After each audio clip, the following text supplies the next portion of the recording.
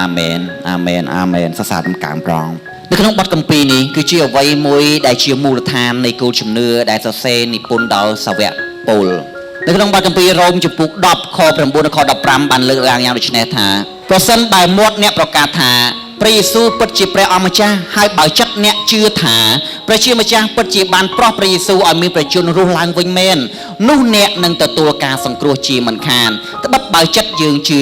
យើងនឹងបានសុចរិតហើយបើមាត់យើងប្រកាសជំនឿនោះយើងនឹងទទួលការសង្គ្រោះដោយមានថ្លែងទុកក្នុងគម្ពីរថាអ្នកណាជឿលើព្រះអង្គអ្នកនោះមុខជាមិនខកចិត្តឡើយដូច្នេះសាសយូដានិងសាសក្រិចមិន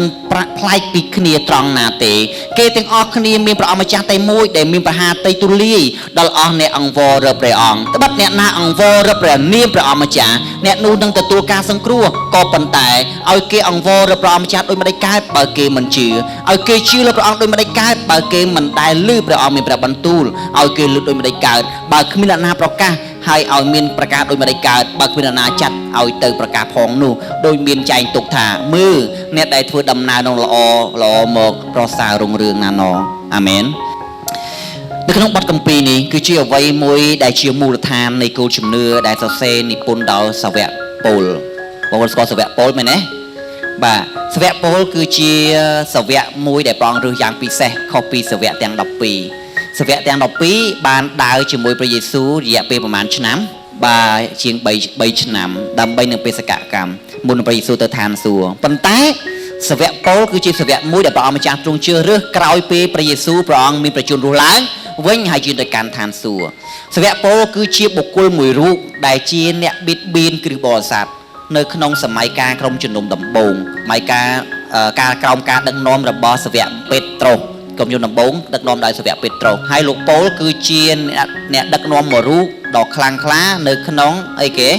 គណៈសាសនាយូដាបាទសាសនាយូដាហើយគាត់ជាអ្នកដែលទទួលតួនាទីនឹងការចាប់ចងគ្រឹះបរិស័ទបាទយកទៅដាក់ពន្ធនាគារឬក៏ធ្វើទរណកម្មគឺគាត់នឹងឯងប៉ុន្តែនៅពេលដែលគាត់ធ្វើដំណើរតាមផ្លូវទៅឯអីគេទីក្រុងណាក្រុងដាម៉ាស់មែនទេហ្នឹងហើយដើម្បីចាប់គ្រឹះបរិស័ទយកមកដាក់ទោសនោះណាព្រោះក្នុងសម័យកាលនោះសាសនាយូដាបានធ្វើអីគេវិធានសនាដើម្បីទប់ទល់ការរីករាលដាលនៃជំនឿគ្រឹះបរិស័ទក្នុងទឹកដីអ៊ីស្រាអែលណាដូច្នេះឯងបានជាការចាប់ចងគ្រឹះបរិស័ទបានកើតឡើងទូទាំងប្រទេសអ៊ីស្រាអែលហើយសាវកប៉ូលជាអ្នកដែលទូលទិដ្ឋាននេះដើម្បីទៅចាប់តែនៅតាមផ្លូវពេលដែលគាត់ទៅចាប់គ្រឹះបរិស័ទបាទគាត់បែរជាអីគេជួបព្រះយេស៊ូវតាមផ្លូវនៅពេលនោះគាត់ជួបព្រះយេស៊ូវតាមផ្លូវមានពន្លឺមួយយ៉ាងខ្លាំងដែលធ្វើឲ្យគាត់ធ្លាក់លើគេក្នុងសេះនៅពេលគាត់ធ្លាក់មកគាត់ក៏ចាប់ដើមអីគេបាទងងឹតភ្នែកហើយគាត់បានលឺហើយគាត់សួរថាតើព្រះអង្គណាណណានេះគាត់ថាណាគេព្រះអង្គណាណដែលបានអីគេរារាំងផ្លូវគាត់នៅពេលនោះព្រះយេស៊ូវមានប្រាប់បន្ទូលថាម៉េចគឺខ្ញុំយេស៊ូវដែលអ្នកអីគេបៀតបៀននោះឯងអ្នកពិតជាពិបាកតិចហើយដែលយកជើងជន់នឹងជន់លួញប្រហែលឈឺបន្តិចហើយមានន័យថាអ្នកពិតតែរំបានតិចហើយនៅពេលប្រឆាំងជាមួយព្រះជាម្ចាស់ឃើញទេមែនបងចង់បញ្ជាក់ថាអ្នកមិនមែនប្រឆាំងជាមួយនឹងមនុស្សទេតែអ្នកកំពុងតែប្រឆាំងជាមួយព្រះនៃចក្រក្រវាលបាទវាដូចជាឈឺបន្តិចហើយប៉ូលដូច្នេះនៅពេលនោះលោកប៉ូលបាទលោកប៉ូលដំបងមិនគាត់មិនឈ្មោះប៉ូលទេឈ្មោះគេសូលបាទសូលបងថាសូលនៃសូលណែដែលអ្នកបៀតបៀនខ្ញុំដូច្នេះដូចជាពិបាកបន្តិចហើយណា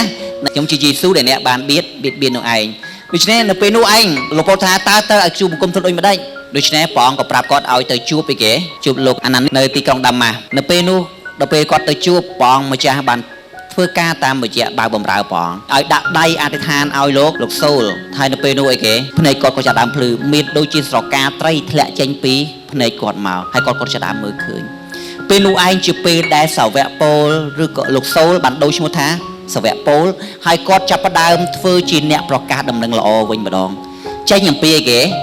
អ្នកប្រឆាំងនឹងព្រះគ្រីស្ទខ្លាចជាអ្នកស្រឡាញ់និងបម្រើព្រះគ្រីស្ទខ្លាចជាអ្នកដែលចាប់ចងគ្រឹះបរិស័ទប៉ុន្តែខ្លាចជាអ្នកប្រកាសដំណឹងល្អណែឃើញទេណែពីមុនជាខ្មាំងសត្រូវជាមួយព្រះគ្រីស្ទឥឡូវខ្លាចជាគេមិត្តសម្លាញ់ជាមួយព្រះគ្រីស្ទហើយខ្លាចជាជាតិសាវករបស់ព្រះគ្រីស្ទផងឃើញទេនេះឃើញទេដូច្នេះព្រះអង្គបានផ្លាស់ប្ដូរសាវកប៉ូលយ៉ាងអស្ចារ្យនេះឯងឃើញទេ ចឹងពេលដែលហេតុអីគាត់បានទទួលការសង្គ្រោះដែលព្រោះគាត់បានលឺព្រះសូរសៀងរបស់ព្រះជាម្ចាស់លឺព្រះបន្ទូលរបស់ព្រះជាម្ចាស់លឺដំណឹងល្អរបស់ព្រះគ្រីស្ទហើយគាត់ក៏បានប្រែចិត្តនឹងជីវិតផងគាត់ណាចាប់ដើមពីនឹងមកសាវកពូលត្រូវបានគេបៀតបៀនវិញម្ដងយល់ទេគាត់ត្រូវបានគេបៀតបៀនវិញម្ដងនឹងឯនេះគឺជាដំណើររឿងមួយហើយគាត់ក៏ចាប់ដើមសរសេរបទគម្ពីរមួយនេះជាបទគម្ពីរយ៉ាងសកម្មបទគម្ពីរនៅព្រះគម្ពីរកាន់គម្ពីររ៉ូមជាកាន់គម្ពីរសំខាន់នៃគុលលទ្ធិនៃសេចក្តីសង្គ្រោះគុលលទ្ធិនៃជំនឿណាយកគ្នារ៉ូមកាន់នៃគុលលទ្ធិនៃជំនឿបាទសំខាន់ណាស់ដូចជាសបូនតាមឲ្យតបនៅដូចជាមូលដ្ឋាននៃគោលជំនឿគ្រីបបរិស័ទយើងបានឈរទៅលើបទកាន់គម្ពីររ៉ូមនេះសំខាន់ណាស់គេក៏បានលើកឡើងអំពីបទគម្ពីរនេះទាក់ទងតើរបៀបធ្វើម៉េចដើម្បីឲ្យមនុស្សបានសង្គ្រោះធ្វើដូចម៉េចឲ្យព្រះជាម្ចាស់សង្គ្រោះគេបានដូច្នេះគាត់ក៏បានលើកហេតុផលនិងអំណាចមួយចំនួនអំពីគុលលទ្ធិមួយនេះ